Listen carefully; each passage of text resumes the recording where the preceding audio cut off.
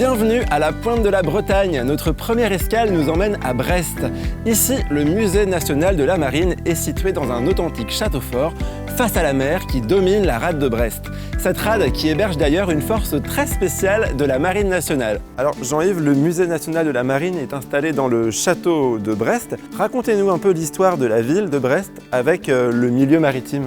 Brest et la mer sont liés de façon intrinsèque depuis les origines, puisque au IIIe siècle, à l'origine du château, il y a la construction d'un castellum par les Romains, dont la fonction était sans doute déjà liée à la défense des côtes, donc à la mer. Au fil des siècles, l'activité s'est maintenue, et puis c'est surtout à partir du XVIIe siècle, avec le choix de Brest comme un des ports de la marine royale, que l'activité va prendre tout son essor, et en fait elle ne va jamais cesser jusqu'à aujourd'hui. Oh, sous-marin ennemi en approche. Je répète, sous-marin ennemi en approche. Evan, Oui? qu'est-ce que vous faites dans la réserve? Rien du tout. Absolument rien. À l'île Longue, à quelques kilomètres d'ici, se trouve la base nationale des sous-marins nucléaires lanceurs d'engins. Et justement, au musée de Brest, vous exposez des maquettes des tout premiers sous-marins de ce type.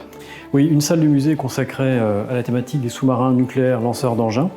Et nous présentons deux types de maquettes. La première génération de sous-marins nucléaires, le Redoutable, qui a été mis en service dans les années 1970. Et puis également une seconde génération, le Triomphant, qui est le type de sous-marin en service actuellement. Et alors, est-ce qu'on peut voir l'intérieur d'un sous-marin? Avec un dispositif de médiation, les visiteurs peuvent comprendre l'aménagement intérieur d'un sous-marin nucléaire. Et puis cet espace comporte également des objets qui évoquent la vie à bord des sous-marins, tels que par exemple une combinaison de survie. Jean-Yves, est-ce qu'à défaut de visiter un sous-marin, on peut visiter un souterrain du château? Une partie des souterrains du château sont encore des postes de commandement opérationnels de la marine et ne sont pas accessibles, mais le musée propose des visites guidées insolites d'une partie des souterrains historiques du château.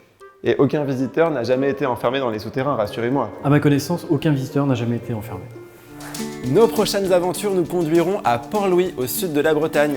Là-bas, une citadelle fièrement dressée face à la mer héberge le musée national de la marine. On y trouve notamment des trésors datant du XVIIe siècle, ramenés par la célèbre Compagnie des Indes, des trésors qu'aucun pirate n'a jamais pu s'emparer. Enfin, jusqu'à aujourd'hui. Ouh, Jean-Yves, vous avez dû m'enfermer dans le souterrain par erreur. Jean-Yves, c'est vous là-bas ?